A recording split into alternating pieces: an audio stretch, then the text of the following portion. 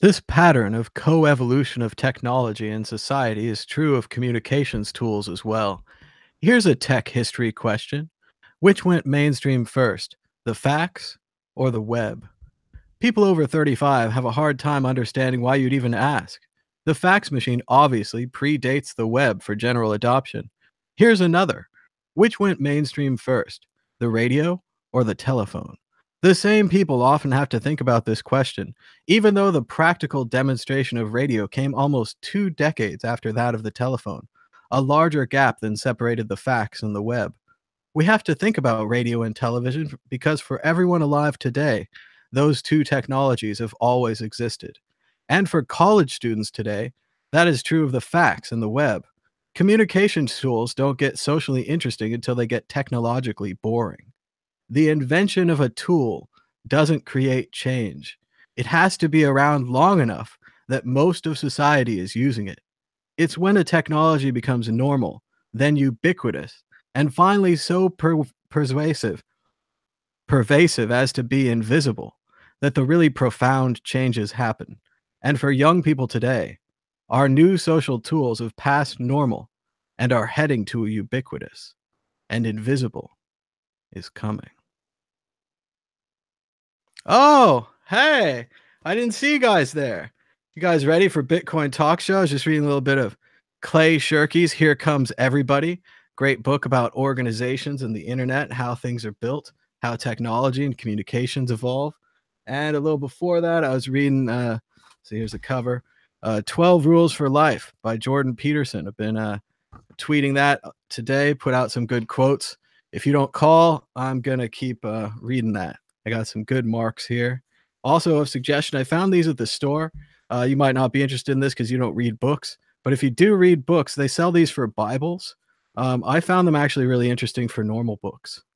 You can put these little flags in them, and then you can store the flags in the zipper thing. So you always have flags with you to mark good stuff. So check that out. And now we're going to Bitcoin Talk Show. Let's see what's been going on today, the world of Bitcoin.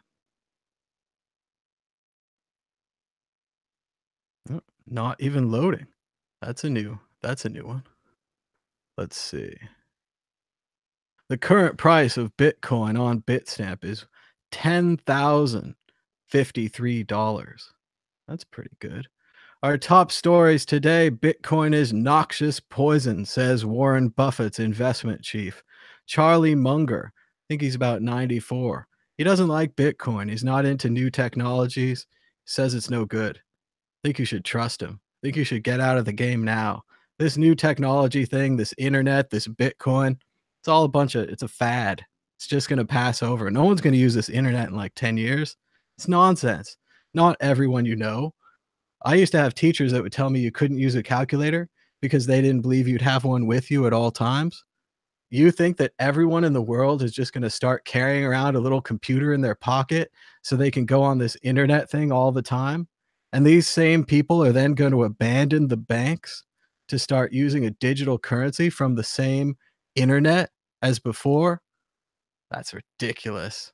I mean, you'd have to be a young person to believe that kind of nonsense. CNET, Bitcoin, big in investing, but still lousy for buying a sandwich. If only the people at CNET had gotten into Bitcoin earlier when no one was using it, because that's when you could use it to buy a sandwich. Now all you can do is use it to buy a car or house or Lambos or something. You have to use it for your big purchases. You have to be patient and wait for the Lightning Network to be developed, as if this is some sort of new technology where everything is being written along the way and no one knows the future, not even CNET. Bitcoin bottoms just in time to keep your brother-in-law, who bought on Thanksgiving, in the black. It's a pretty bad headline. I don't want to blame the author. The authors rarely get to pick the headlines like this. But yeah, it's just a crap headline. I mean, do you really have that much dislike against your brother-in-law that you don't want his speculative investment into new technologies to go badly? That just seems wrong. Of course, now they're saying, oh, it could go to 11,000 and a final upside target. I like the way he says final 13,000 to 500, $1,400 range. That sounds very final. Seeing the price tick up a little bit as we start this show.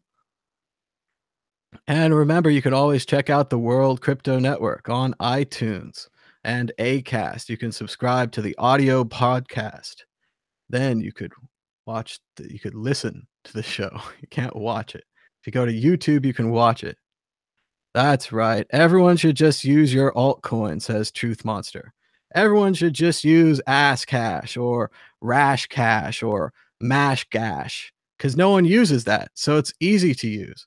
Once again, I'm sure you caught the show yesterday where Microsoft said they spent an entire year testing on chain scaling and it doesn't work. It doesn't work. On chain scaling doesn't work. So your coin is broken. No one uses it and no one ever will. But I didn't want to get off to a negative tick here. I wanted to do some positive news here. Been enjoying Jordan Peterson's book. For those of you who aren't up on it, the 12 rules to live your life better. I'm through 3 or 4 of the rules already, so I'm well on my way, about a third through the book. Just to recap, here's some of his rules. Number 1, stand up straight with your shoulders back. JP talks about the lobster, and he talks about dominance hierarchies and how basically, I hate to say it, but this is what JP said. He said, if you're not dominating, you're probably losing. And if you're losing, it's affecting the rest of your life. So you really need to be in a strong position. You need to take care of yourself and put yourself out there in a strong position. He also says, rule number 2, treat yourself like someone you are responsible for helping.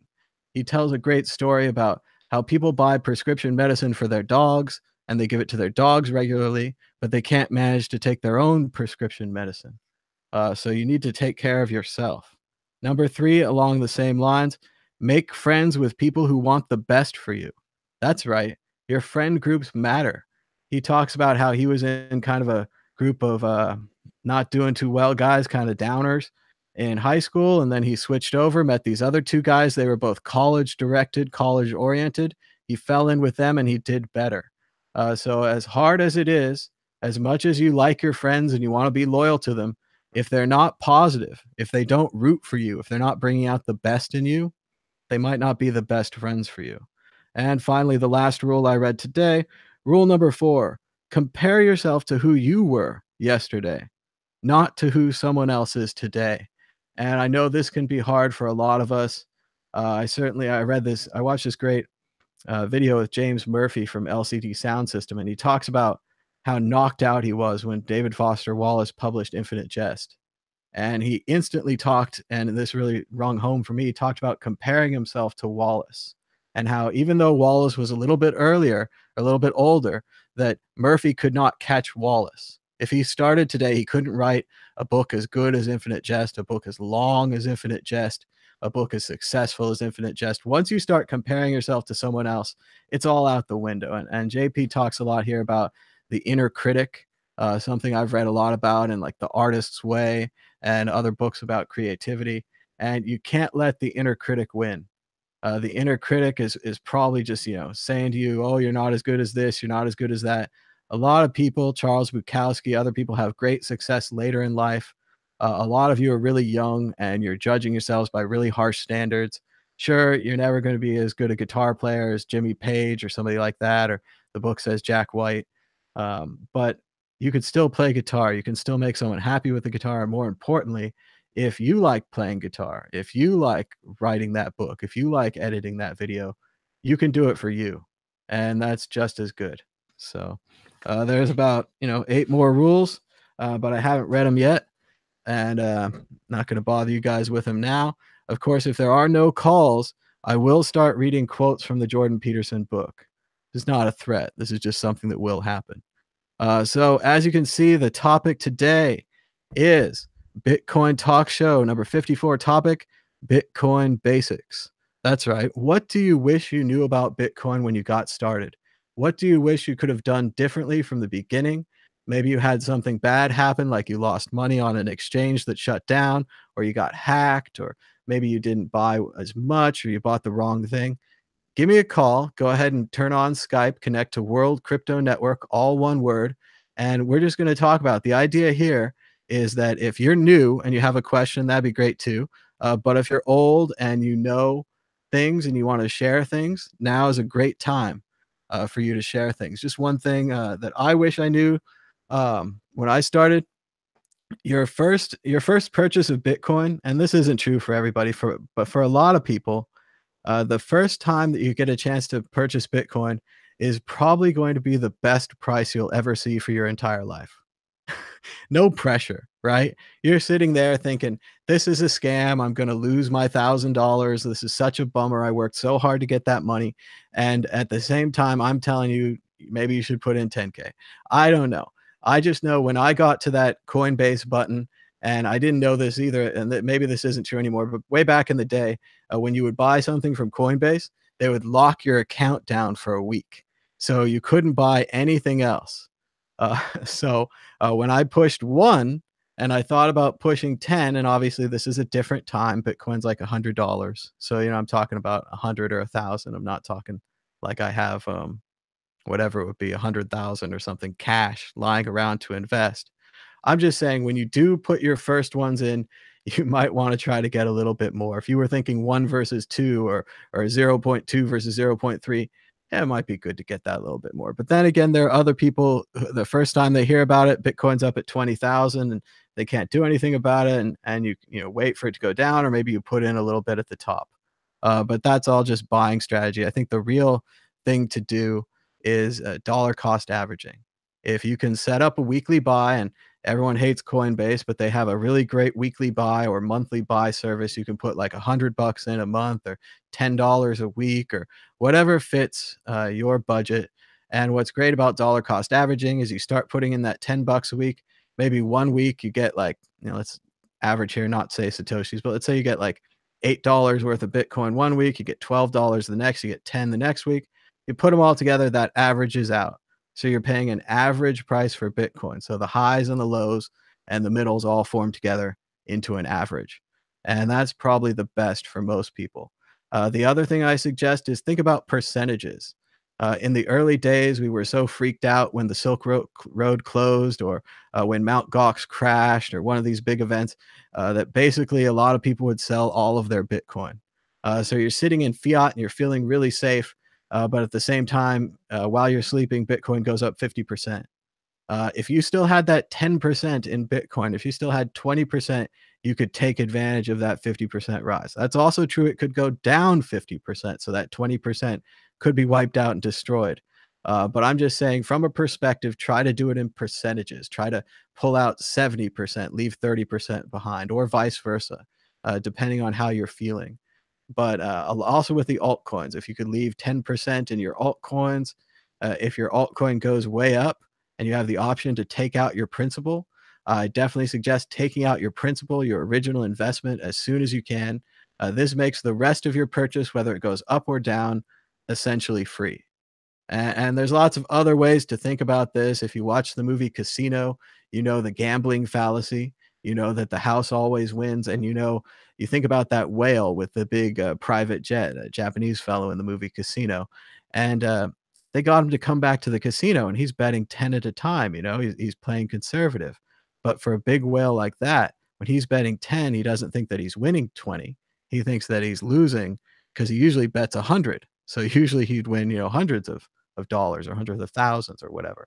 That's a gambler's fallacy. That's gonna drive you crazy. So if you're always like, "Oh, I could have had this, and oh, I could have had that," you gotta start letting that go as hard as it can be.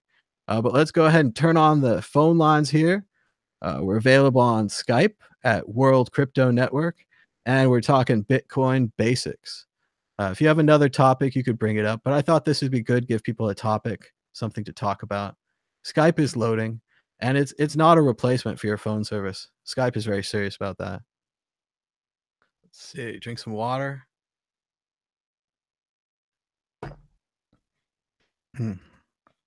All right, so I do have to accept you so that you can call me on Skype. So I'm going accepting everybody now. Phone line should be open.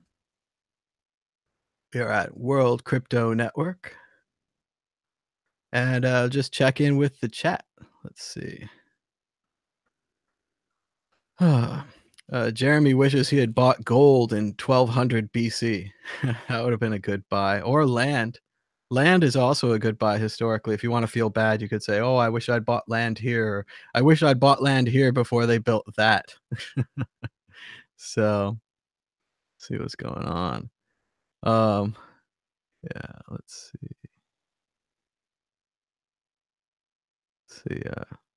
Photono Van Lichten says, I was pretty lucky. I never got hacked and I never lost coins. Why don't you tell us in the chat how you managed that? Did you keep your Bitcoin in paper wallets or did you get a hardware wallet like a Ledger or a Trezor? That's a pretty smart thing to do. Um, let's see. No, anyone can sign up. Oh, some kind of thing. I don't know. If the Fed goes in debt, so can everyone. That's true, but it's better to pay off your debts if you can. Let's see. There's some disturbing comments about Bcash in here. I'm not sure you guys understand the technical situation, but the technical situation is that Microsoft has confirmed on-chain scaling doesn't work. The Lightning Network is being rolled out, and the Lightning Network does scale to millions of transactions. So you're on the wrong horse. You need to really look at what brought you here.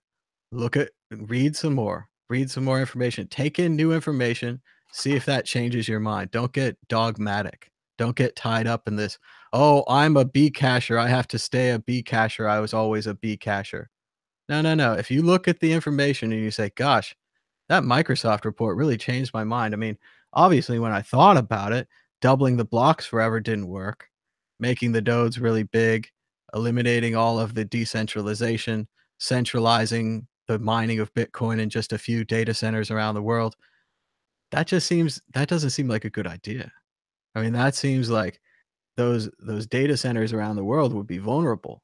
And the less nodes there are in Bitcoin, the less censorship resistant it would be. So maybe you prefer PayPal.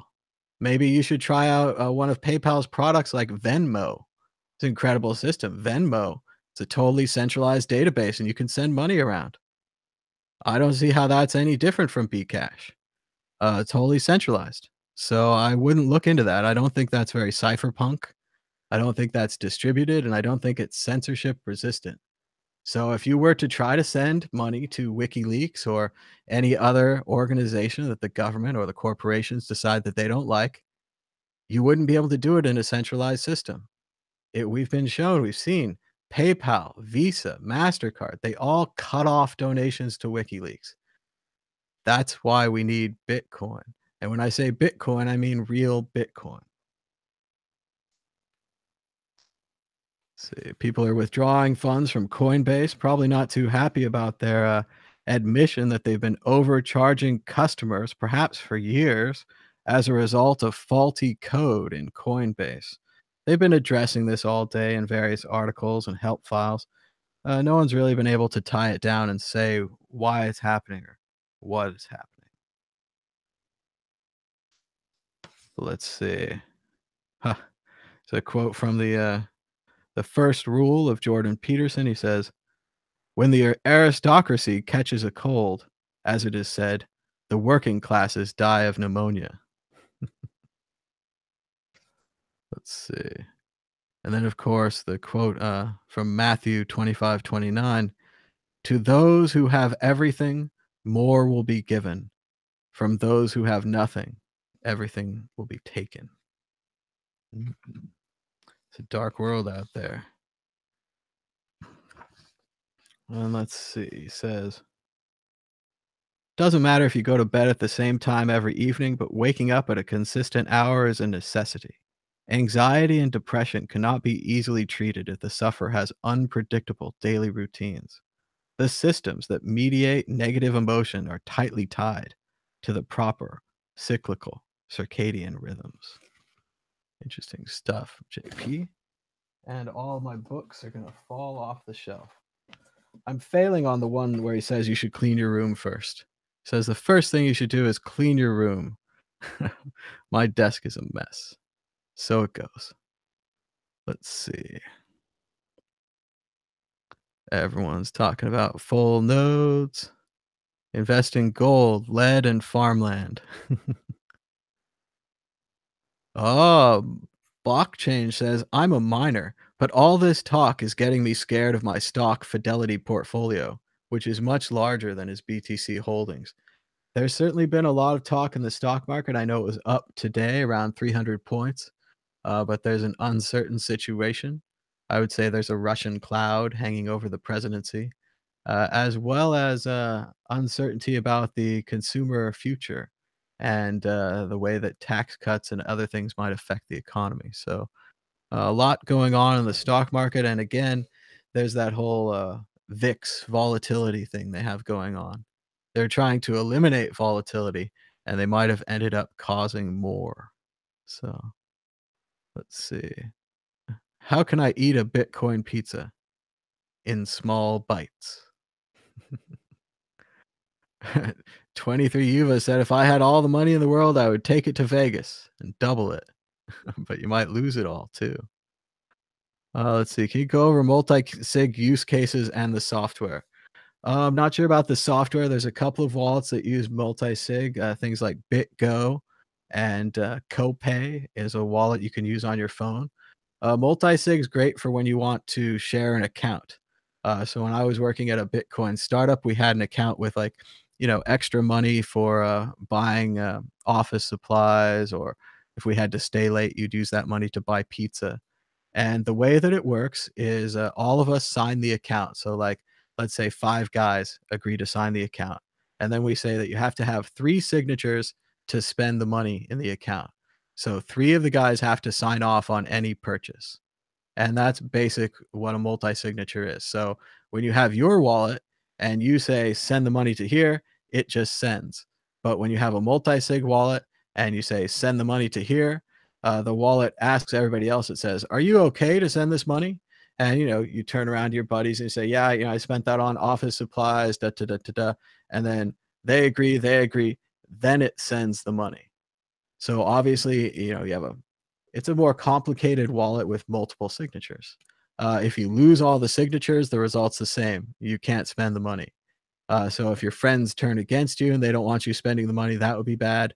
Also, from a business perspective, if 3 of our guys had decided to run off with the petty cash, there's not much we could have done about it. Certainly, we could have voted no, but if the other 3 guys voted yes, the multi signature doesn't care who the CEO is, doesn't care all that kind of thing. It would just send the money.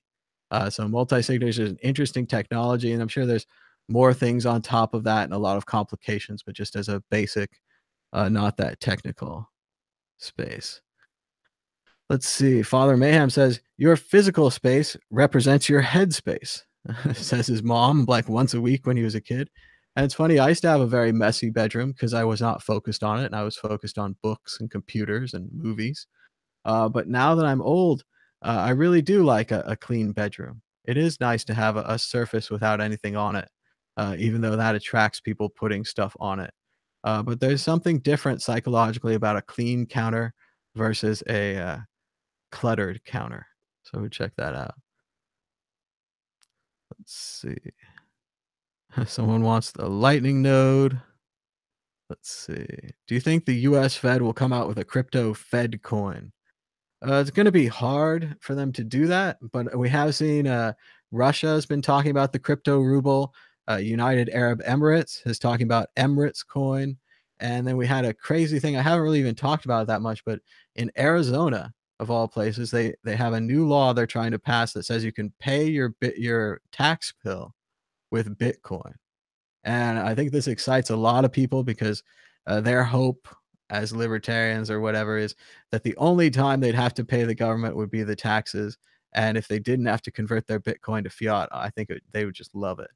I don't know if that's a reason to move to Arizona. I think the temperature there can be as high as 100 degrees or 120 degrees. So that's a pretty big turnoff. But it's nice to see some positive cryptocurrency legislation coming out of the United States.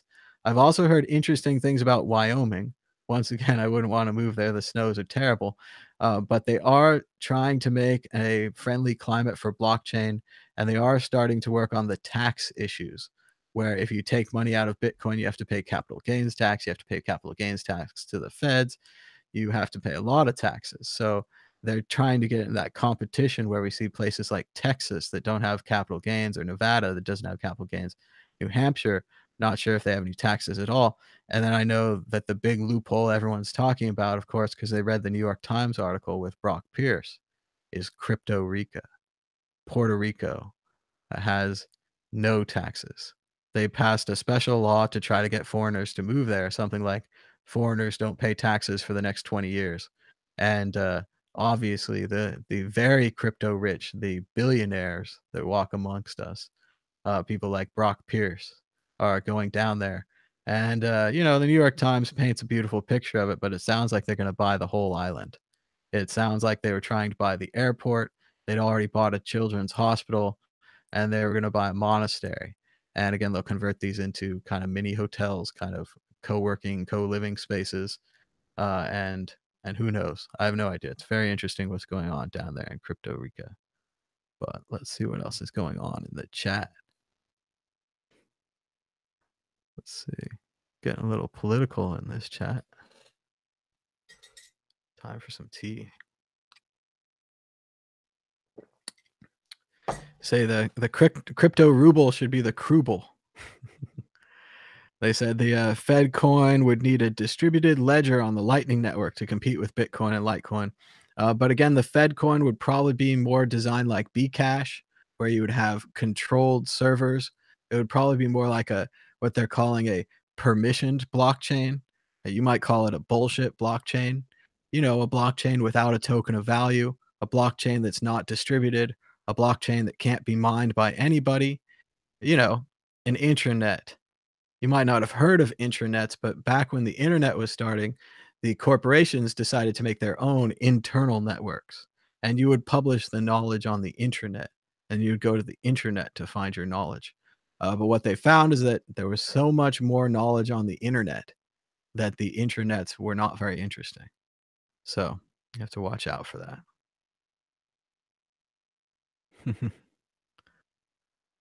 Yeah, he says, Father Mayhem says he eats and shits and sleeps chaos. Well, mayhem to be precise. But rolling into 50 years of age, a little organization doesn't suck. Good stuff. Let's see what's going on. They say Wyoming's a beautiful state. I drove through it once. I was most interested in these large wooden structures that I saw next to the freeway, and so I asked someone what those are for, and it was the middle of summer when I was driving through Wyoming, and they said that's to keep the snow from blowing on the roads. And I imagine the landscape completely different. It's incredibly flat there. You can see out almost forever. And I imagine all of that flatness covered with snow, and then a powerful wind blowing the snow across the road, but being stopped by these snow blocks. And I thought to myself, I'm never going back to Wyoming in the winter. But I'm sure it's nice. I mean, you can have like a ranch and stuff. You have a lot of land. Uh, Ben Garber says he spent a life in Wyoming once. Well, it's funny reading Jordan Peterson's book. It sounds like he grew up in a similar place in Alberta, Canada, and it was very desolate. And he was all alone in some little itty bitty town, and you had to drive 8 hours to get anywhere. Sounded really awful. I don't know. People live the places they live. It's complex stories. Let's see. Say the Fed kills the dollar and forces everyone to jump onto Fed coin or digital dollar, right? That's a real possibility. Now they can fully control everything and there will be no run on the bank. The problem with that is that the government's getting into the banking business. Not that there's anything wrong with that. I'm not a libertarian telling you that the government can't do anything right, because I've seen stoplights and I've seen roads and I've seen air traffic controllers. I know they can do things right.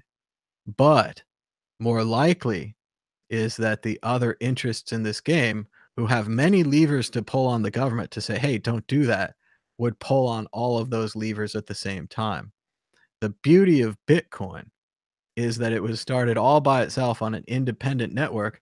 No one asked anyone's any permission. No one said, oh, should we do this? Or will it screw up the banks? Or will it screw up the government or whatever? No one, they just launched it, right? So it's going to be very difficult for the government to launch that kind of creative destruction against bankers who just generally, I would say support the government. Generally, as a banker, you want a level of stability, right? And when things are stable, you can do business, you can do deals. If things are unstable and chaotic and there is no government and there's nothing but disorder on the world, you have to imagine that would be bad for the business of banks. So I think they would go against that. But it's an interesting thought experiment. Let's see. It's interesting we're talking about Wyoming at one point before they decided on the frigid cold of New Hampshire, the free, what are they called? Free state movement, the Liberty people, were considering Wyoming. And quite frankly, I shouldn't think they should have done it. Just based upon the numbers, they would have so much more representation in Wyoming and a much better chance of flipping the state, maybe getting some libertarian legislators, maybe passing some libertarian laws if there is such a thing. I think it could have influenced them a lot better than being in New Hampshire, where they kind of chose it because 200 years ago, the people there fought for freedom, and 200 years ago, they were very much about freedom. I'm not sure they're about that now. I think they see the Liberty people as a foreign group invading them and acting kind of silly in their town square. So I don't think they agree with them. Whereas Wyoming, there's nobody there. Also, from a representation standpoint, the fact that Wyoming has 2 senators and that New Hampshire has 2 senators and that California has 2 senators is bullshit. It's also bullshit that they capped the House of Representatives. California should have much more, or they should do it on a percentage basis. But if you're looking at representation, you can get a lot more representation for your vote in Wyoming or another small state.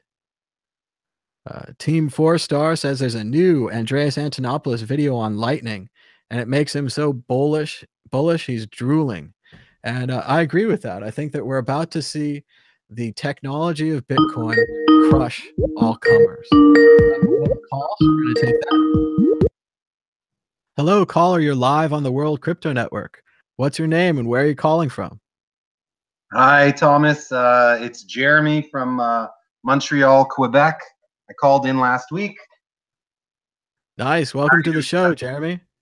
Do you have a suggestion for Bitcoin newcomers or another topic? I actually wrote down a couple of notes for a couple of topics to pick your brain on or just to mention. All right, go ahead. Newcomers, though, I'll start with that. What do you mean by newcomers? Like what I would recommend to newcomers? Absolutely. Anything that you think yeah, something that you wish you'd known when you started out in cryptocurrency. Something I wish I'd known. You know what? Like that it's difficult perhaps to convert your fiat into cryptocurrency, but I mean, it's out there. That is pretty known. How careful you have to be when you type your addresses and such. For example, when I was splitting my coins for my Bcash, you know, I don't always move my coins around, and so I was very, very careful with like typing the address. Some people that have, I always hear, you know, they have hot wallets that they keep on their phone where they just keep a little bit of Bitcoin. I'm not much of a user. I'm more of a saver, I guess, a store value, an investor type of a person. And so whenever I do move my coins, it's always like I get like a little bit of a chill or a sweat. Am I risking a lot of money? You know, all of the power of this whole system is relying on you being your own bank, being in charge of your own keys, and being in charge of the mistakes that you make. And you know, horror stories on Reddit of the people that send to the wrong address or make a mistake. So maybe for a newcomer, you should know that you might get a little bit nervous when it comes to moving a lot of money around sometimes. And you know, you read it twice. I had a friend sitting next to me helping me, and it's like we were reading the address twice, 3 times, and we're like, is there a virus out there that might, you know, copy and paste the public address that we're sending to? And, you know, okay, it's a 1, a B, a 3, an X, a Y, and like it's a super long string of digits and alphanumeric code sometimes, and you just want to make extra careful. So there is some anxiety even when you're working with moving around coins, and I hope Because it's not like using PayPal where you make a mistake, you could go to a central authority to go back. But that's a big part of the power, is a big part of the responsibility of doing it right. And hopefully we're in the early stages of this technology, and hopefully around the corner we'll have better wallets or better systems to make sure and double check that where you're sending the coins to before they get sent, they're going to the right place. But I think that's what I would tell a newcomer. That's definitely good advice. I usually check the first 3 digits and the last 3 digits of the address to make sure that they match. But then again, like you're saying, if there was a real virus in your computer and you copy it and paste it, they could change it there. Or maybe they could just grab any number that's that long and change it to their own address. Something like that might work. Yeah, it would be very hard. I know, like I'm like mathematically speaking, for somebody to have like two extremely similar public addresses to pay to in order to trick you, where a single digit is off. I watched a YouTube video on some of these new addresses that we're going to be using. So we have our SegWit addresses, and then there's like a different type of SegWit address. I think it's called a Bech 32 or a Betch 32. Do you know the name of what I'm referring to? Yep, yep. Beck 32 addresses. I saw a presentation once, Gregory Maxwell talked about it. And one of the interesting things, like you're saying, when you're writing down the address, when you're like, if you were reading it over the telephone to someone else and they were writing it down, you might make certain mistakes. Like you might write down a 3 instead of an E or something like that. What the Blockstream guys and Gregory Maxwell and some of the other Bitcoin developers had done is they went through and figured out a matrix of all of these possible errors so that if the address came in and it was wrong, they could look at the address, figure out which part you screwed up, but they couldn't deliver that back to you because that would help you hack the address, right? You could just keep guessing until you got there. But they did use this information to design the new address format to not have these kinds of numbers and letters next to each other. So, like if you put a E next to a 3 or an L next to a 1, that would be very hard for a human. But they went to all that extra work to really think about this new address structure. I was really struck by it. It seemed like a very small thing, but I think that's what Bitcoin development really is a lot of very small things, and they have to go right. They all have to go perfectly. I agree with you. I think it's possible. I saw the same one as you, Mhm. and they were talking about, or whoever it was talking about how, like, if you make a single error, let's say one letter is off, you put a Y instead of a Z, or Mhm. something like that. Like it'll pick it up. It won't tell you what the actual only combination is, but it had an allowance. I think you were able to make two typos, and if it makes Nice. two typos, the matrix of possible addresses that you were typed out make it limited to no, it really could only be a single address that there's really only one solution for what this could be. But they don't want to tell you what those two corrections should be in order to fix it, like fix the Y to a Z or some other digit. They make you type it in by yourself. They just highlight to you that this address is invalid if you do it like that. Still, in my opinion, that's kind of a little bit. It's a step in the right direction to helping eventually getting the older generation, our parents and stuff like that, to be able to use the software a little bit more user friendly, where they're not going to make a mistake and send buy $100 of something and send it to the wrong address, and then that money's just gone forever. So I think that's a step in the right direction. Another interesting thing about that new address system, if I recall, is that it uses up less space in the blocks when they're spent, even Mhm. compared to the SegWit addresses. So it's kind of like a SegWit 2.0 almost, where if you have a SegWit address, you use a little bit less block space than a regular standard address, and this Bech 32 uses even less space. But I think there's a little caveat to that, is that I think you're only able to send between each other. Like you can only send to other Bech 32 addresses. Maybe you know maybe you know if that's true, or who you're able to send to, but there's a limited, you can't just upgrade to that and then have access to sending it to everybody on the system, on the network. That does sound correct, although it would be confusing if that was true. So, I know. I don't know. Then, because then the question is begged: how do you get it into the system if you could only send amongst each other? Maybe only a SegWit address could send to it, and then once it's a SegWit address, then it could stay within there. That'd be something I'd want to look into a little more. But I mean, we're having trouble. I don't know. What do you think? We're having trouble getting a lot of people into SegWit to oh get them well, I to mean go to the adoption's the gone up. SegWit 2.0. It's gone up slowly, but it's mainly about the wallets. The wallets need to be upgraded so that the users don't have to do anything. So I did see the Airbit's wallet is now called Edge, and they updated the Edge wallet. Apparently has SegWit on Bitcoin and Litecoin. So that's very good. I think Green Address has had SegWit for a long time, but we're kind of waiting. I think Coinbase is really what we're looking at. They just control a lot of Bitcoin. A lot of people go there. If they switch over, it's going to help the adoption of SegWit. But going back to what you were saying earlier, I always kind of tell people that your public address is like your email. And I think a lot of people understand this and it works for them and they get that it's just a bunch of random numbers. But when you're talking about splitting off your Bcash, I remember I was really stressed when I did that as well because, like you said, if you make a mistake, you can't just call up the American Express hotline and get some help. I spent money at a bad website. I went to a bad place. They stole my card, whatever it is. None of that's going to work. You are completely on your own. And a lot of computer people, I think, have this thing that I have where they bring up one of those menus with the next, next, next. I just click through those things now, right? I've installed 1,000 programs. I click next 100 times, but with that Bcash, I didn't look to where it was sending when I was doing it on the Trezor or something, and I got to the end and I was like, oh no, I've just lost my free money. What a bummer, I had nobody to blame but myself. And then later I figured out, and this might be a good tip to you at home if you're stressing about this, is that Trezor had a different website called something like beta.trezor.com or something. And you had to go to the beta version of the website. Then you could load the wallet that switched over to Bcash. And then I found my Bcash and they were there. But I haven't even gone after these other forks because I just found it really stressful and not a lot of gain. And I don't know. I mean, I guess. Go ahead. I've had a similar experience. I haven't split my coins for the other ones. The B Gold, even though it's kind of tempting, it's kind of up there in value.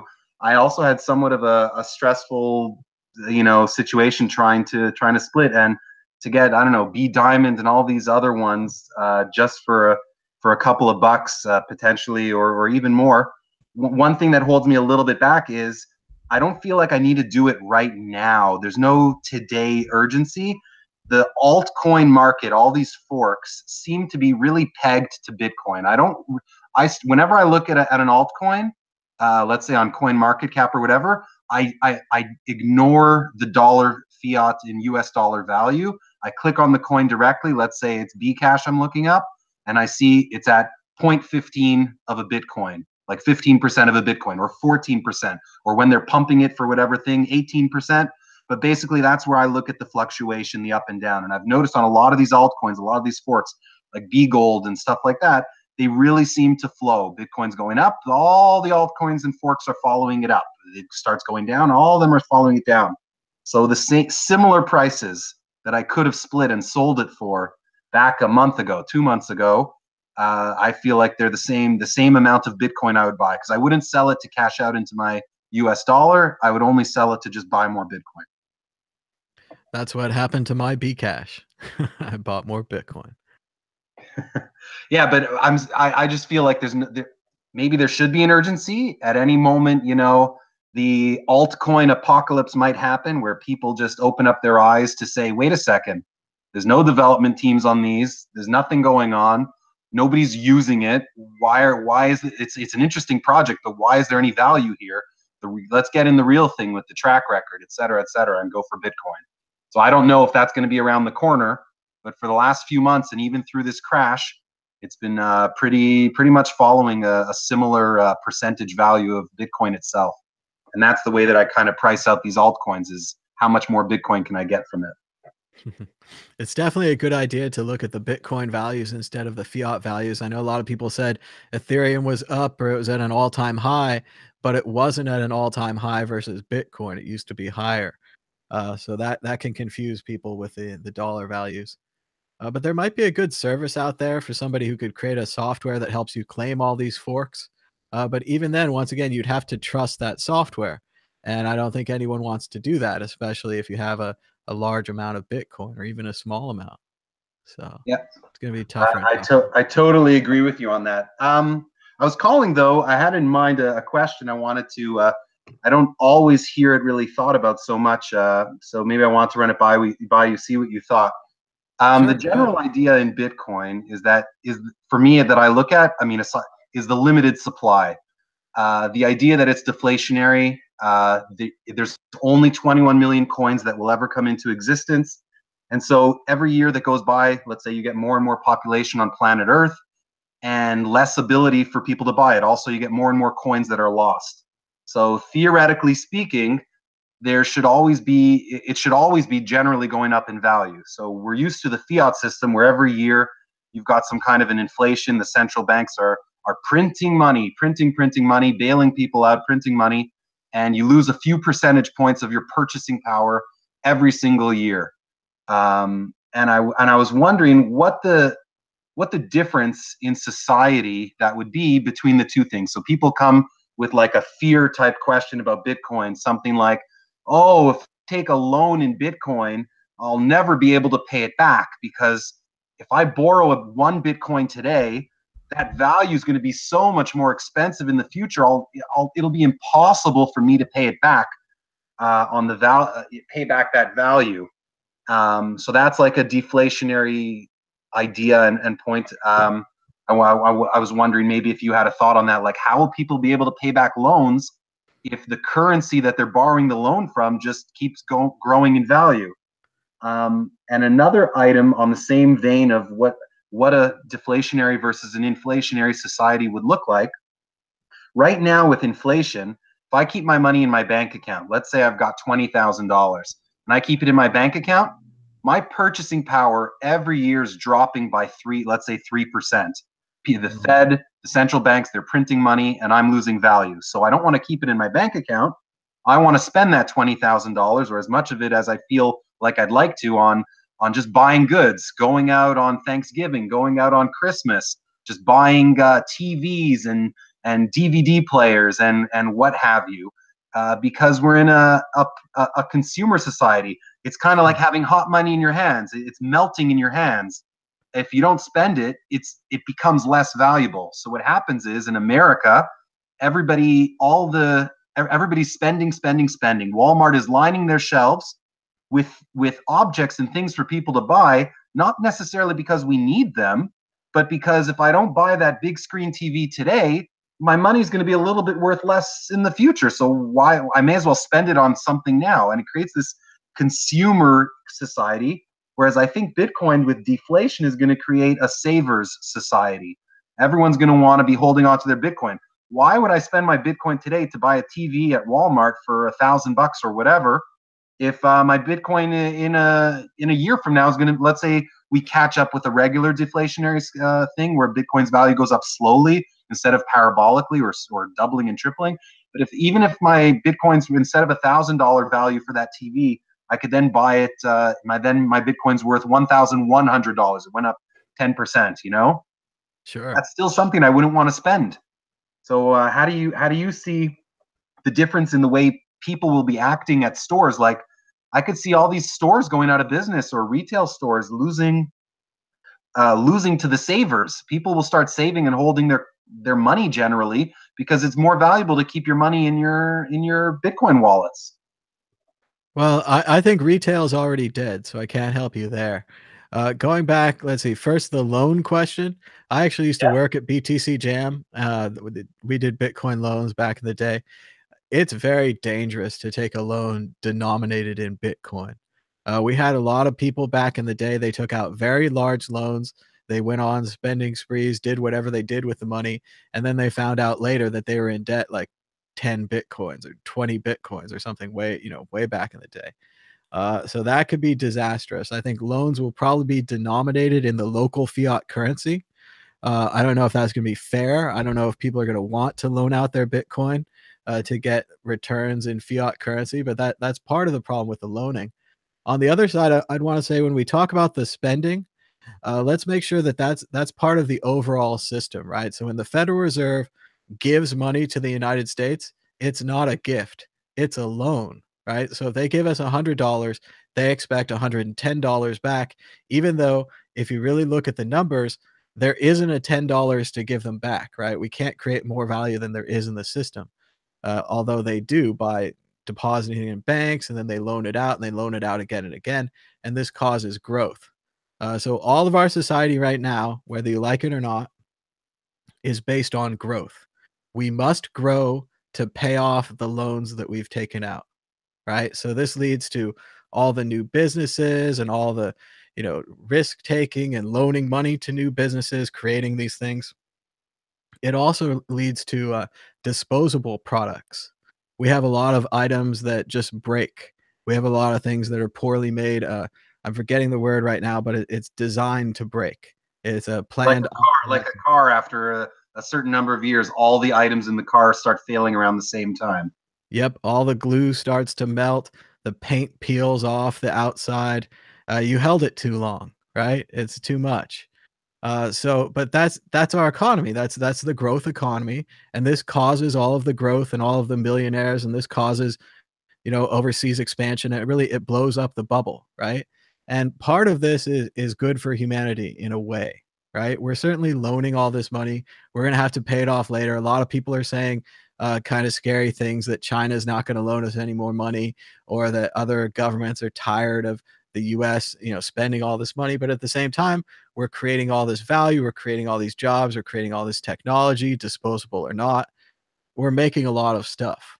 Now, on the other side, and I know it's going to be horrifying because a lot of us prefer this deflationary money and we think Bitcoin's really interesting, there is a possibility that it ends badly, right? If everyone is saving, no one's investing, everyone's saving, no one is spending, then the bubble stops blowing up, right? And we can't grow enough to pay the Fed back. And not all of it, but just the interest or whatever we pay every year. And then people are really going to stop lending us money because they're going to see they're never going to get it back, even the little interest or the little percentage payment that they get back. So if Bitcoin was really adopted widely, we could see kind of a dark age where there's not a lot of growth, where there's not a lot of new things being invented. And yes, maybe we'll see the return to classic leather goods and things that last a long time. Maybe your next computer will be repairable. It won't be glued shut. I'm an Apple fan, but that still hurts me. So things could change a lot. Don't you think? What do you think about? No, so I think that the debt thing is a very important question. How do we deal with the debt? That there are two questions to go over. One is a deflationary currency as like a sterile test in a marketplace somewhere, someplace, a good way to run your money? So if you ran it in a brand new country that had no debt, would that be a good way to run your currency? And then the other one is the real world case where we're at, where we currently have the debt. How might it apply to America? And so those, I think, are two separate questions. I was asking more along the lines of the test case in a university and a thought experiment. How would a deflationary one work? But you're right. We are in the real world. America has $20 trillion or so in debt.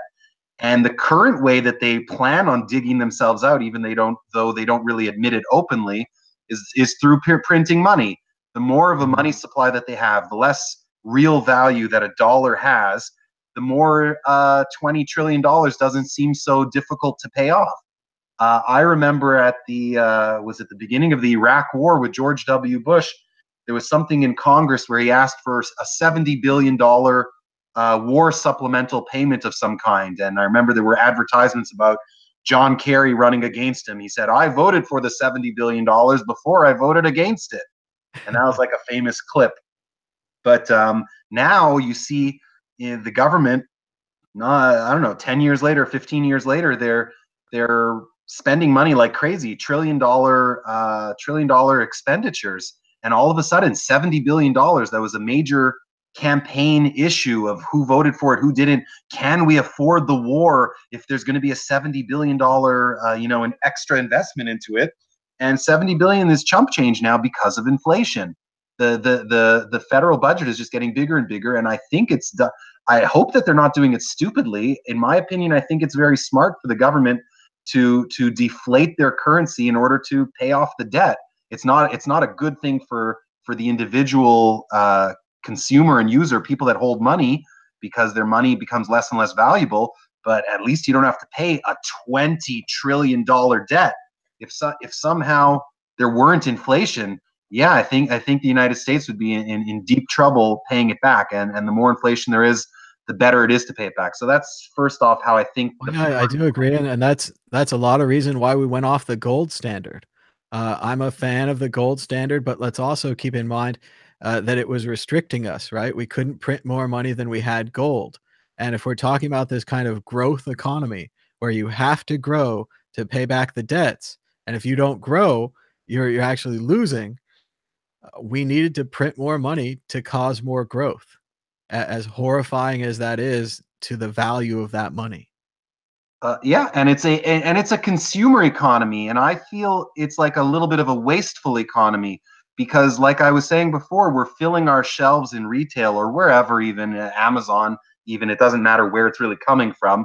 But the idea is that money in your bank account becomes less and less valuable. You may as well spend it on consumer products. Just consume, and that's what Big Brother government in America wants you to do, or at least their policies are pushing us to do.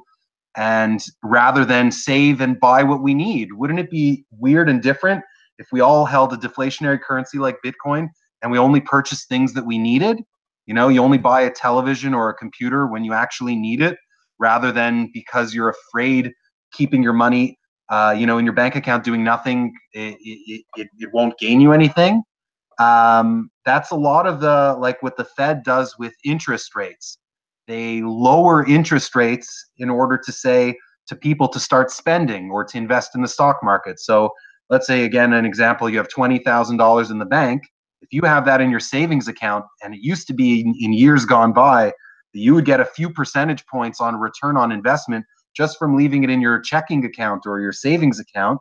The banks don't do that anymore. They give you a couple of a quarters of a percent points.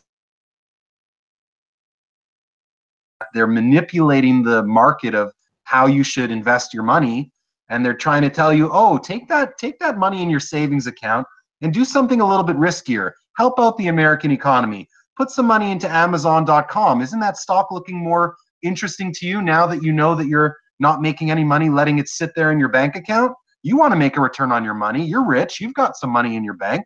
Invest in Walmart. Invest in Target. Invest in whatever. And put your money to work. Remember what George W. Bush told us to do after 9/11. He didn't say to form more community organizations or make friends with people that disagree with you or learn about other religions. He said that you should go shopping. Yes. And it's generally been working, and it is a style of running the government, telling you to go shopping, have your everyday, keep the economy moving. But it's a little bit like we're mice on a wheel, and we're running ourselves in circle. Everybody's going to work very, very hard all day long in order to buy these consumer goods, to go shopping at these stores and buy things that they don't necessarily need, instead of saving. And I think so. Let's bring this all back to Bitcoin. I think that Bitcoin is really the way that life is meant to be. Life and people with their money, if the government wasn't manipulating by making it more interesting to spend your money than to save it, I think we'd be savers. I think generally humans, people, when we can, we save what we earn. Like why spend needlessly? And yet it's something that gets pushed. And I think we'd be moving towards a society of savers. And I'm very curious to see if Bitcoin takes off, what that would look like, a society of savers. And I think that would be actually a drastic shift, culturally speaking. I don't know exactly what it would look like, but I think there would be a big shift, and certain companies certainly will be affected by it, where it's no longer cool to just go spend your money. Why would I spend my Bitcoin? I'd rather keep it in and have it increase in value. That could be great. Could be an interesting society. I want to say a shout out to Michael Bullock. Thanks so much for donating $20 via super chat. And Gartha sent us a link to Facebook. I'm gonna dare and open it. Let's see. Okay, cool. Risk, I guess. Looks like it's an animated GIF of some kind. All right, so we're gonna put that up on the screen. People can enjoy that right now. Hopefully, it won't. I don't know, expose everything terrible that I do on Facebook. But see, That's always a cryptocurrencies. danger when you're It's always live. in danger. Yeah, but I'm on Facebook like everybody else. I fought it for a long time, but then a friend of mine was going to Europe, and the only way to see his Europe pictures was to join Facebook, and I did, and then I got to see his Europe pictures. It was really great. So People are saying it's not cool anymore now that mom and dad are on Facebook. All the young ones are going elsewhere. So things might be turning for Facebook pretty slowly. It's not necessarily going to be a MySpace situation, but well, they've done a really good job buying Instagram and stealing all of Snapchat's features. So I think they're still in a strong position. But it was interesting to see this morning that oh, this is just too long. But it was interesting to see this morning Zuckerberg had hired a presidential pollster, and everybody was freaking out because he wants to be president. So I don't blame the guy. I had two other brief topics. I don't know if you have time sure, go ahead. how you feel about it.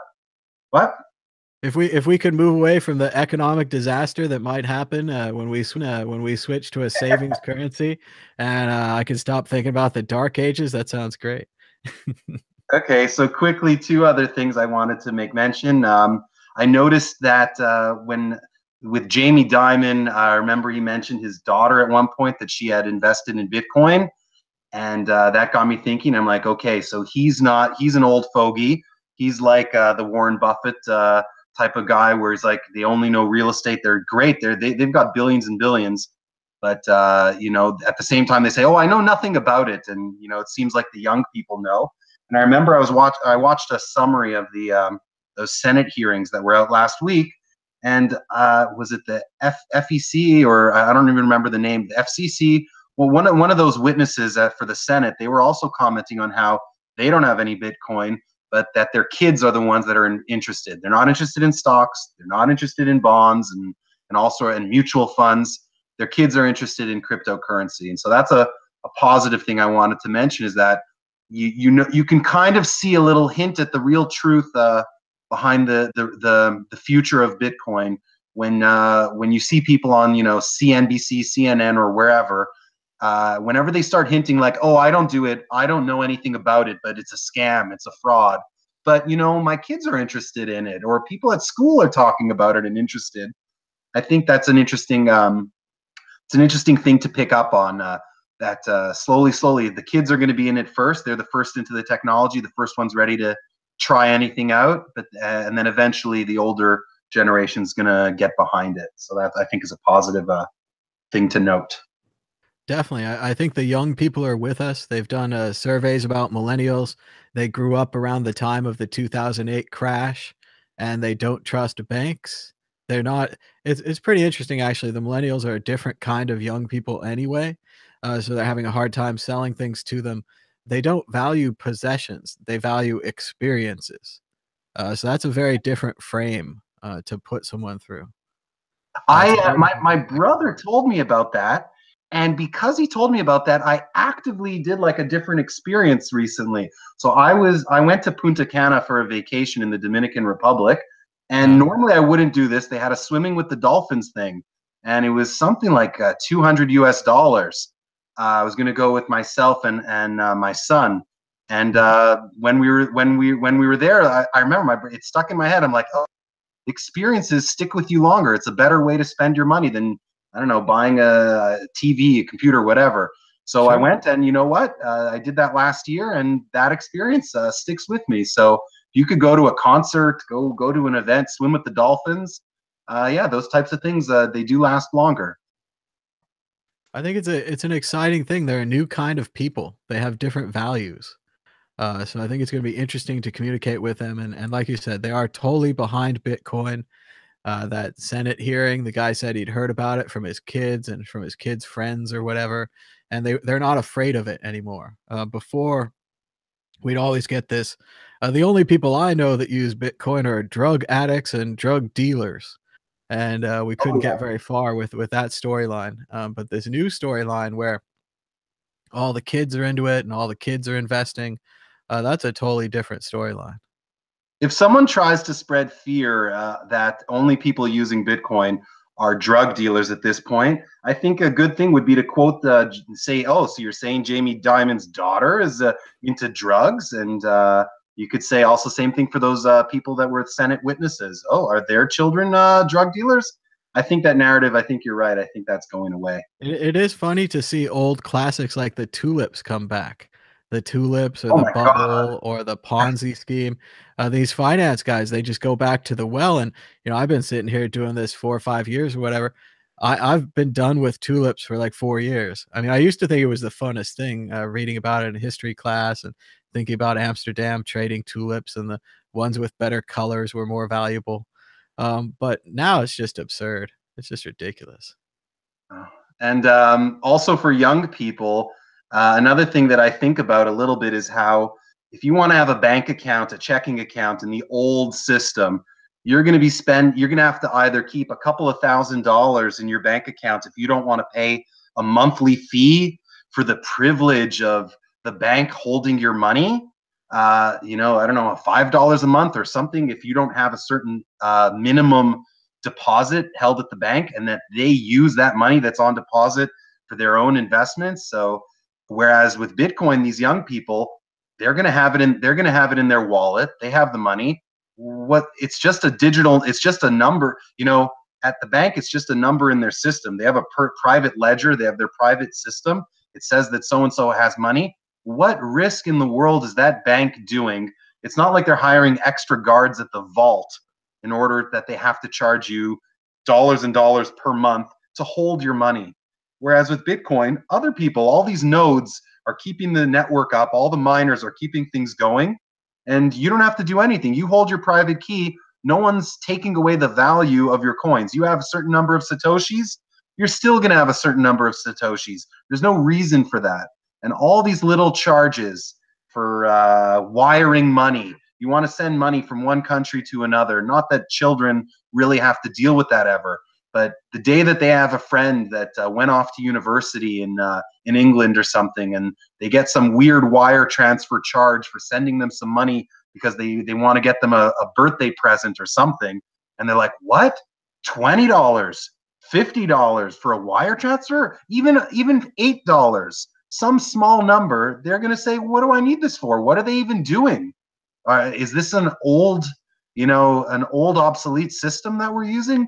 Get with the times." And I'm expecting over time, banks are going to have to be innovating to try to explain to validate why they're even making charges for certain things once they have a legitimate competition with cryptocurrency. Hopefully it'll come up, and the rest of society will thank us for starting this.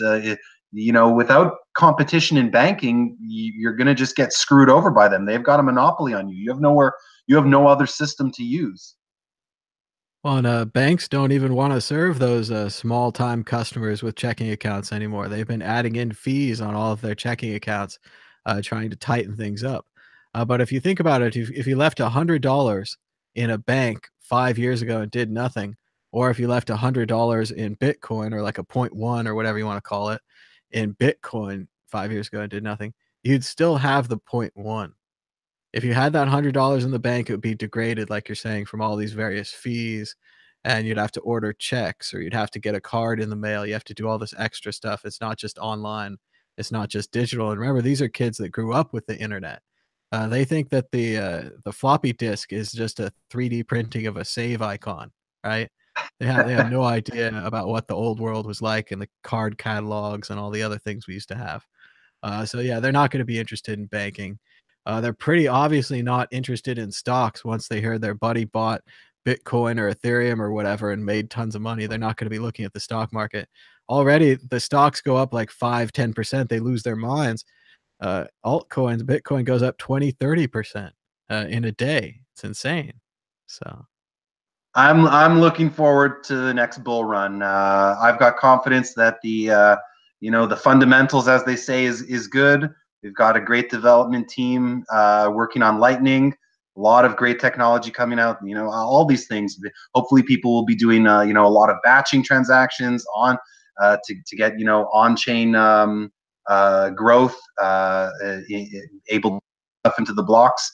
I personally think there's a bright future for cryptocurrency in that it's still the early days of a few things, of the technology itself and of the adoption. So I think there's a bright future. And it was really nice speaking with you, Thomas. You have a great show, and thanks for having me on. all right, thanks so much for the call. Give us a call anytime. And yeah, I do agree with you. It's going to be the Lightning Network, and it's going to be Rootstock, which adds smart contracts into Bitcoin. And when people start looking at the technology of Bitcoin, they're going to say things like it's a three-headed monster, and that's only the three heads that we have now. We might have a lot more heads in the future because once again, the way that the technology will work is people will see these new features, Lightning Network, easily spendable, free, practically free currency, and they're going to look at Rootstock and they're going to see smart contracts and possibly ICOs and all these kind of things, and they're going to say, "Wow, you can do that on Bitcoin now." And they're going to have to reevaluate all of these altcoins. The same thing, privacy features could be developed for Bitcoin. Remember, this is software. And a lot of people are critical of us, but we've often said that the altcoin markets are like test beds. This is like a place where you can test the software. So when you look at things like Ethereum and they had to roll back their chain, Bitcoin could say, "Oh, that was a test. I'm sure glad we can't do that on our coin. Let's never add that ability in." And no one tried to elect themselves president of Bitcoin so that they could roll back the next exchange hack. It just didn't happen. People saw that as a weakness in the new coin, one that they're glad Bitcoin doesn't have. See, BC Joey says, "I look younger than I think you are." I don't know. I look younger, but I'm wearing a hat. So that's my trick. You could use it yourself. But you can go ahead and call us right now on World Crypto Network on Skype. We start around 4 o'clock, so we might try to stretch this to 5:30 if there are more calls. Let's see. There's a profound idea in the ancient Vedic texts, the oldest scriptures of Hinduism, and part of the bedrock of Indian culture. The world is perceived as Maya, appearance, or illusion. This means, in part, that people are blinded by their desires, as well as the many incapable of seeing things as they truly are. This is true, in a sense that it transcends the metaphorical. Your eyes are tools. They're there to help you get what you want. Interesting idea that the world could be entirely an illusion, and that this idea came out of Indian culture and Indian religion, not the Matrix, not the Matrix, although the Matrix probably refers back to that. Let's see if there's anyone I need to add on Skype. Not seeing anyone. Let's see what else is going on in Bitcoin.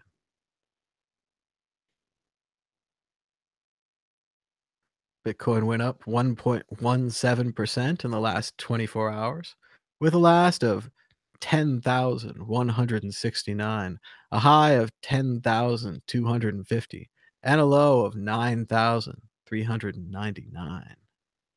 That's $1 for 9,842 Satoshis. We've broken through the 10,000 Satoshi equals $1 barrier.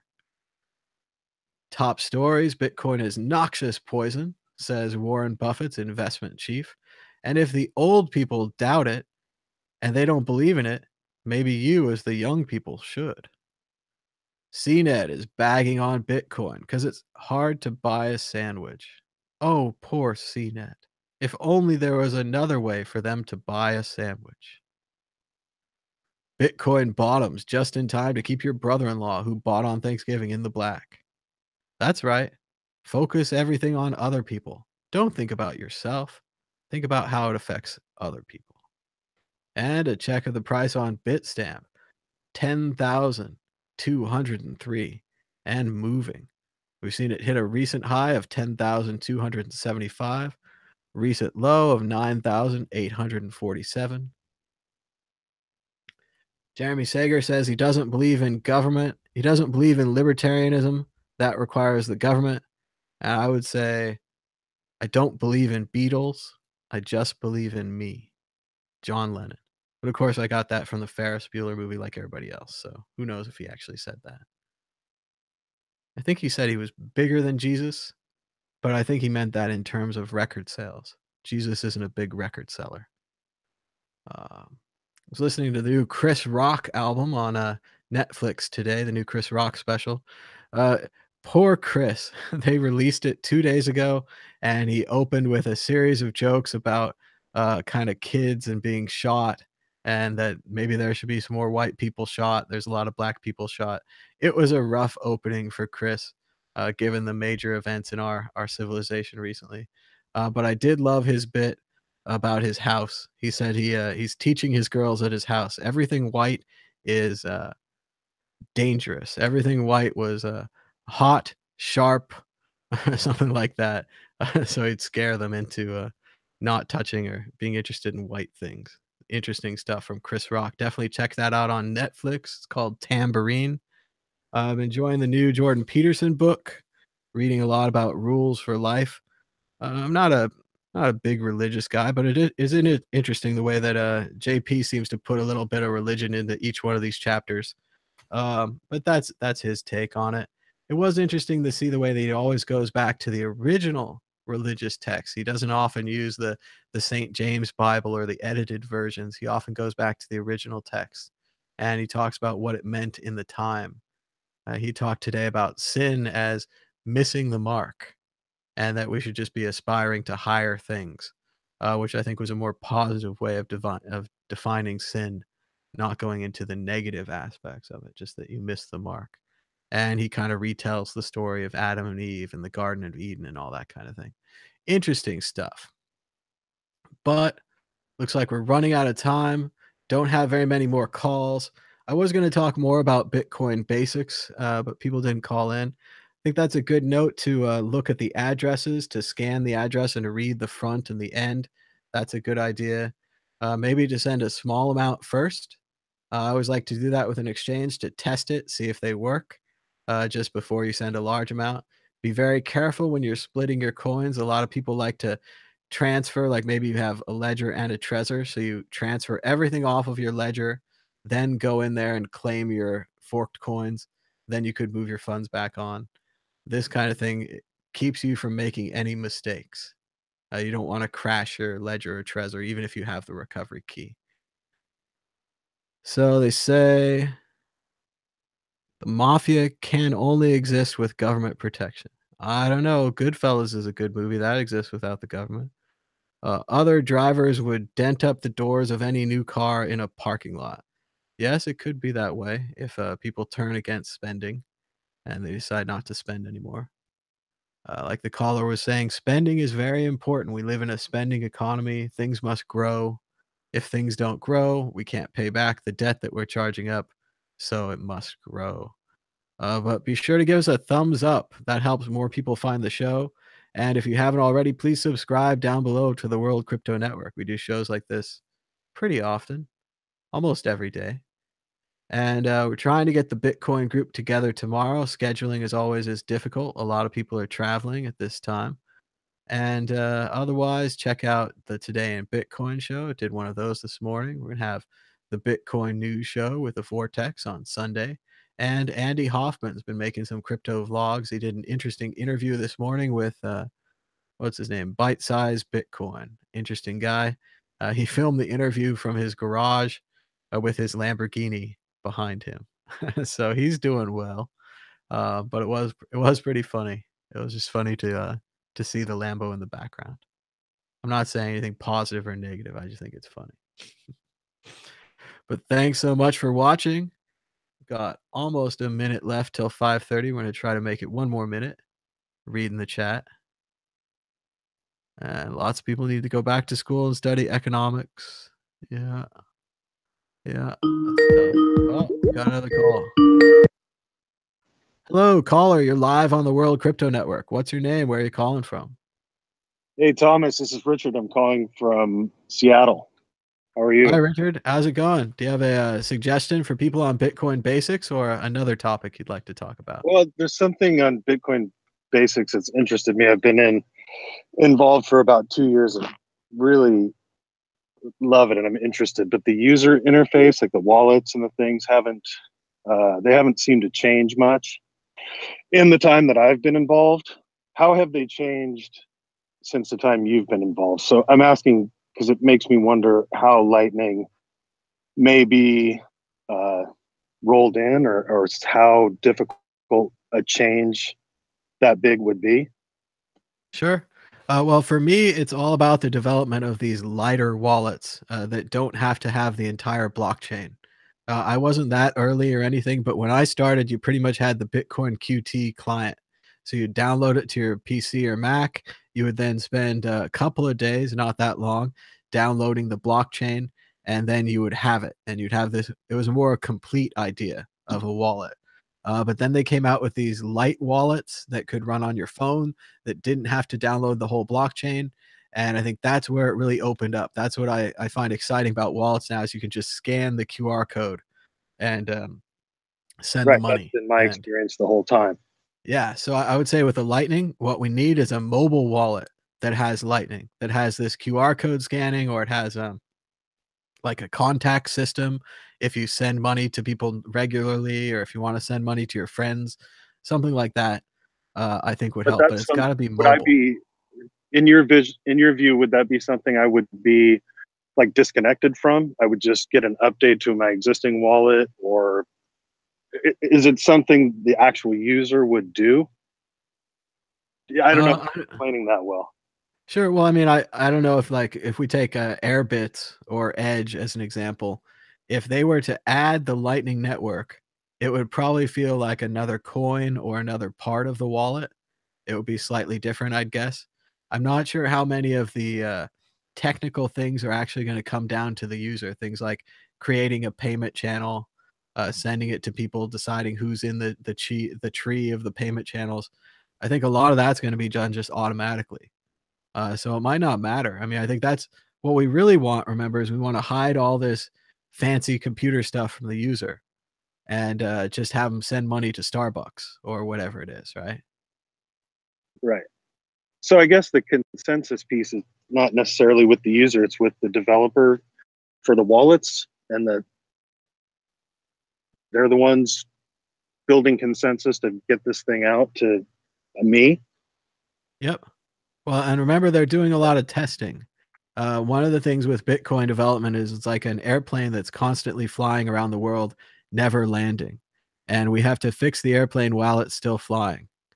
So, a lot of All right, testing. man. Hey, thank you. I appreciate it. Thanks so much. We're looking forward to those Lightning wallets soon. Looks like we got one more call. Caller, you're live on the World Crypto Network. What's your name? Where are you calling from? Hey, Thomas, this is Asad Ahmed. How are you? Hey, how's it going? It's going good. Do you have a suggestion for Bitcoin basics or another question? You know what? Everything about Bitcoin. We need to keep repeating ourselves. What do you think, Thomas? Oh yeah, I'm repeating myself Amen. all the People need time. reminders. Go ahead. Go ahead. Yeah, I'm sorry. But I wanted to let you know I just got my Trezor. I got my Trezor, my hardware Nice, wallet. man. How's it working for you so far? Do you think it's difficult to use or easy to use? It's easy to use. It's an electronic device. Everyone gets new electronic devices every day. You learn new interfaces, and this is just another one of those devices. You got to learn the interface. That's And it. before you got your Trezor, where did you keep your Bitcoin? Coinbase. Ah, and what's different now that you have your Trezor? All right. Now I have my Bitcoin with me. I have my Bitcoin with my Trezor, my hardware wallet. And At you Coinbase. it has a backup copy, right? Because you have the original code that they had you write down. Oh, yes. I have two copies. One I am memorizing. I am going to memorize the entire 24 words. So I'm going to keep it in my head. That's the best way to keep it. Well, that sounds good and bad. I would say you could also put that in a safe deposit box or a safe or somewhere like that, buried in the yard. I don't You know. know this. Yeah, I mean this tracer box is great. I mean it's like tamper proof. You know when Mhm. someone's been in it. Oh yeah, So it came in a really good box here, and it has all the paperwork. You know, and I just keep it all together in this box. I yep. just reuse it. Yeah. So what I damaged it in such a way where I can use it as a box, and I just keep that in a safe place for now because I don't have a safe, but it's the safest place in my house. Nice. Actually, yeah, freezer is always That's a good place because it is fireproof. So always keep all documentation in a refrigerator or in a freezer, because it is fireproof in that case. So even if your that's house burned down or wherever it is, it burns down, falls to the ground, it is safe in the freezer. What do you that's think? really interesting. I hadn't thought of the fireproof aspects of the freezer. Oh yeah, okay, yeah. I mean, theft happens. People get burglarized, but usually in burglaries, I mean, people go after stuff quickly. So I mean, you always have to keep yourself safe, you know, as safe as you can. Of course, you know, your house is going to have locked doors. If you have a storm door, you can lock that. You have security camera. It's so easy to get these days. So, you know, you're secure. You'll know if someone's been in your freezer when they shouldn't have. You know what I mean? I Yeah, mean, I know. I family, saw a myself, movie once where a hungry guy robbed an apartment, and he went right to the freezer. He was finding steaks and ice cream and everything. He was having a great time. yeah, he was like, "Who cares about this box full of documents? And I'm looking for food. I'm looking for ice cream." Definitely think so, and I think it's good. A lot of people need to get their Trezor or Ledger or Keep Key or whatever you want to get a hardware wallet, especially if your investment, if it went up in value, you don't have to keep your coins on Coinbase. You can keep them yourself. You can put it in a safe or a safe deposit box, or maybe even in the freezer. Yeah, like you know, I only bought the Trezor because I had some Amazon gift cards I got from work. So I was Nice. rewarded at work with Amazon gift cards, so I used that to purchase Trezor. Otherwise, I was going to purchase KeepKey. Mm, That was my initial thought because I was like, I'm only going to use my hardware wallet, my safest. I'm only going to pull it out when I'm on a computer, when I can sit down and work on my computer in a safe, quiet place whenever I want. My keep keys are all I got to do is disconnect it and keep possession of it, and then I'll have possession of my Bitcoin. Before Coinbase had it, and you know what? Today is the first day I stopped by a Bitcoin ATM. ah. So you're gonna try to And buy I would buy say, additional Bitcoin with cash directly? yeah, put your piggy bank money in it, you know, it'll turn into Bitcoin.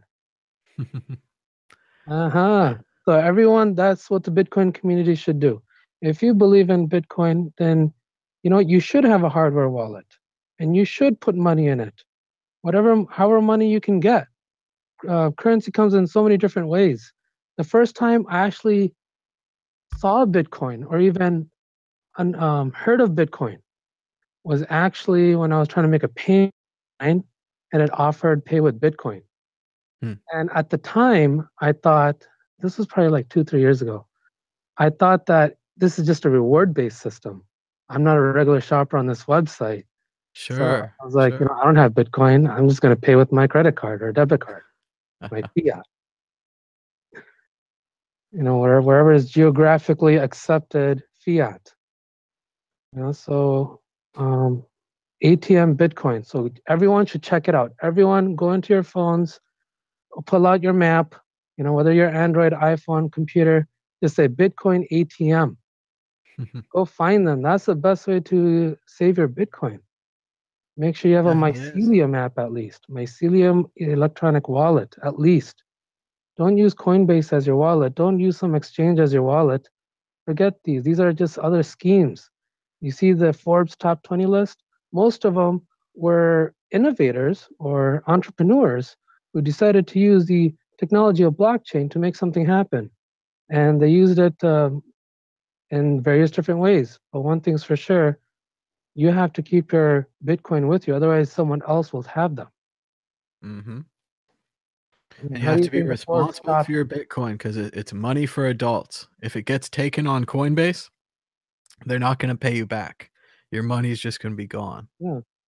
You know what? One day I'll have my son learn my keys. I'll have him memorize it too. Why? Because he will inherit it one day. This is my asset. This is something I leave behind. I don't leave debt behind for him. That's what I don't want. And Well, this I is do real think value. We you need to mentioned understand. inheritance. It's a really big topic these days. A lot of people are not prepared to hand down their money to the next generation. A lot of people are worried if you make a path to your keys, you're essentially making a path to your money. And if your wife gets mad at you or your son gets mad at you or something like that, they could take all of your money. So there's different ways of doing that. But I think everyone, at the very least, even if you just write down on a piece of paper, I have this money here, I have that money there, I want it to go to this person, and you sign it and date it, even without a lawyer, that can be a very strong will and testament to hand down your funds. And it might be the kind of thing, maybe you have money, and I definitely suggest hardware wallets, but maybe you have some leftover money in local Bitcoins or some website out there. If you tell your heirs about it, there's a chance they might get into it. If you don't tell them about it, there's no chance they're going to get into it. You just have to take responsibility for your actions. This is what reality is. Reality is you're responsible for your actions, from day to day, from second to second. So just be responsible with your Bitcoin. Keep it as personal as you want. It should be as personal as you want. Why? Because it's actually something that represents you, your value that you can exchange equally with someone. It allows you to do that. It's like a club like that. But right, Thomas? It's like a Sure, club. yeah. Yeah, and being responsible, that brings me back to the Jordan Peterson book. He was talking a lot about life, that you have to do it for yourself. No one else is gonna do it for you. You have to make the right choices, and it even feels good when you make the right choice. Yeah. A lot of people, like, wanna make the wrong choice and do bad things or whatever. That feels bad. Like, you can tell. Like, it's people think that there is no morality or there is no right or wrong, or you need a religion to teach you right from wrong or whatever. When you do the right thing, you feel it. When you do the wrong thing, you feel that too. So, I mean, like, did you hear about all the mining that's moving to Canada? I think you mentioned a couple of times, at least. sure. Yeah, yeah, it's Even in Quebec. leaving China, going to Canada, and maybe Iceland too. That's amazing. I want to provide solutions for miners. Here's a solution: create an ecosystem around the mining community. Get some housing development. Get your own type of law enforcement. Maybe it could be like England back in the early times. Just walking around. How you doing, man? It could be Well, very nice. We can a have lot of them still have the sandwiches. clubs and don't People, have guns you or are, tasers. I'm sorry. So I was just saying the British police, a lot of them, still don't have guns and just have the clubs. Yeah, I mean, it doesn't got to get physical. It doesn't got to get violent. It doesn't have to. But sometimes those clubs are really nicely designed. They can have a glass breaker on them. So in case you need to break glass to get into something, maybe get into a car, you can break glass. Mhm. I think it should have utility for the police officers to do whatever they need to do, but with their bare hands, what they have to do. Other than that, they shouldn't be physical, don't you think? They should be Well, verbal. it's a complex issue. I mean, I think a lot more police officers could use, martial arts training, things like that to teach them how to disarm people without using weapons. In the US, certainly, we have a lot of problem with, police officers that just go straight to their gun, and, we've even had Yeah. situations where they mistake their gun for their taser and they shoot somebody or things like that happen, so. That shouldn't be necessary. But I think in a Bitcoin community, that wouldn't be necessary at all, because here you are exchanging with each other, peer to peer, value, and that could be you as a miner working in a mining facility, doing whatever you do, accounting perhaps, maybe environmental services. It could be whatever it is to take care of the Bitcoin mining facility, and that could be your income, and you can exchange it, maybe a sandwich shop that you can purchase with Bitcoin, and it could be like all grass fed, all healthy, organic type of sandwiches, and you can have that for lunch. Dinner, one maybe it could be a delivery service. What do you think about that? Sounds exciting, man, sounds like the future. But yeah, I mean, that can help sustain the mining facilities. And I think going to Canada provides one solution. Maybe another solution would be installing an HVA system HVAC system that has a negative temperature airflow, and that way it naturally sucks out all the heat, and you can control however you want it to control it, maybe just directly upwards. Well, I know in Iceland they don't even have to use air conditioning services. They just bring in the outside air. Yeah, but that can impact global warming. You're totally turning in what is the North Pole, perhaps, Sure. melt it one day if it grows so big. Or Why remember not then make Russia can drive ships through it, and we've got a new shipping lane right there. Yeah, maybe all mining facilities can share and obtain, sustaining these crypto networks that are being created. These crypto networks are being created utilizing blockchain technology, and this is the life force. Mining is the life force of it. It keeps the blood pumping, don't you think? Sure, but the mining's still got to be decentralized. The problem with having too many miner-friendly services, or even if, let's say, Canada started giving tax breaks to miners or cheaper electricity or something, it could create the same problem we have now, where the miners are centralized in China. And while Bitcoin hasn't been hacked that we know of, or it hasn't been controlled, the centralization leads to a situation where it could be hacked, and we can't have Hmm. that. That is a concern. So what do we do? How do we resolve this concern? Maybe having open communication, don't we? Well, I think Yeah, part of it is the we network just do what we're doing. We keep service spreading the development. word, and more people want to mine, and more big companies get into it. Things like Samsung looking at creating mining chips. That's what we've needed for a long time is Yeah. AMD, Intel, or Samsung to go into competition with Bitmain and Bitfury, and Mm. they're great companies, but they're just much smaller than the reach of these large companies. Yeah, but maybe that's what's going to eventually happen. I mean, everyone's saying Bitcoin's inevitable, right? And it just accelerates growth. It accelerates growth in a different ways, changing the global economy, don't you think? Hopefully, if it gets big enough. Although, what do you think of what the last caller said? We have an economy that's based on spending, but Bitcoin is based on saving. Don't you think this would mess up the spending economy? It's not about messing up. It's about evolution. It's about finding a solution, finding a better way to do things. I mean, the Bitcoin solves a lot of issues in the world, and nothing is perfect. That's the reality of things. Nothing is perfect, and what you have to do is what you can in the best interest of you and your loved ones. And if you believe in something, then you always act in the best interest. And Bitcoin teaches us a lot about ourselves. I agree. Like we're in a spending type of environment. And it was funny because I was talking to my cousin in Pakistan. Oh, I'm actually half Pakistani and half Vietnamese. Hmm. So, anyways, so yeah, he was telling me how their economy is very different, and it's difficult to find good quality things, and it's becoming a consumer-oriented society. And I was like, that's not what real value is. And being in debt, you're actually live to work. I want to Yep. live to help others, do other things, not just do the same thing every day to earn a living. Maybe I could get paid by the minutes and seconds, and that could change the way you work. That could probably give you more free time in your life to find work-life balance if you can stream money with the Lightning Network. I've certainly seen a lot of people asking why we even have paychecks. Why aren't you just Yeah, paid at the end of come the on. day? Why aren't you just paid at the end of the hour? I mean, you earned it. It's your money. That's right. And you know what?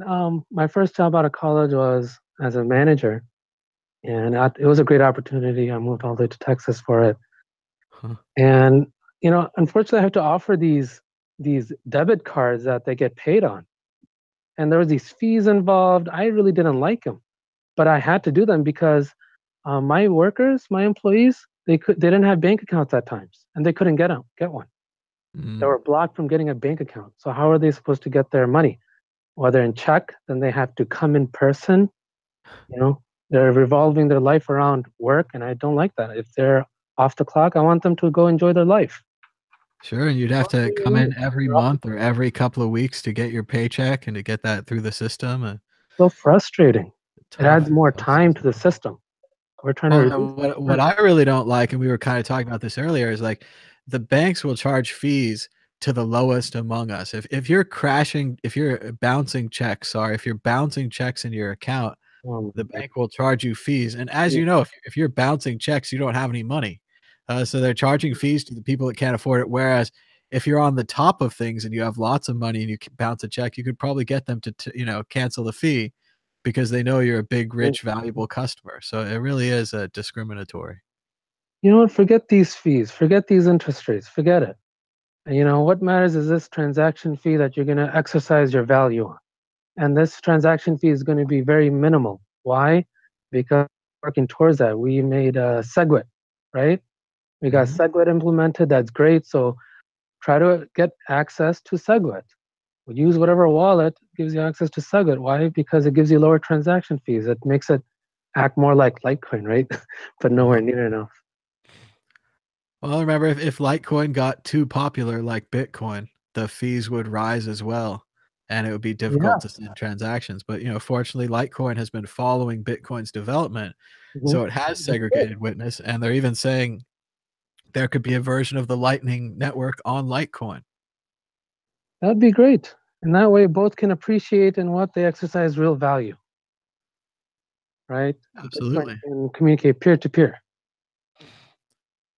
I totally agree. Well, thank you so much for the call. All right, yeah, it was great, Thomas. You have a great night. Thank you so much, and thanks to everybody who called in today and chatted with us. Let's see if we want another call. Yeah, we might do one more call. Maybe we'll do 9 more minutes till 6 o'clock, then go find some dinner out here on the West Coast. Give me a guy a call.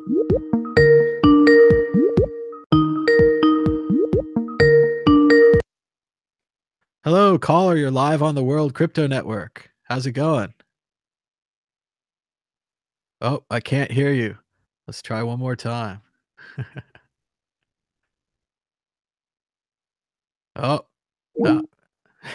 All right, we'll see if he calls back.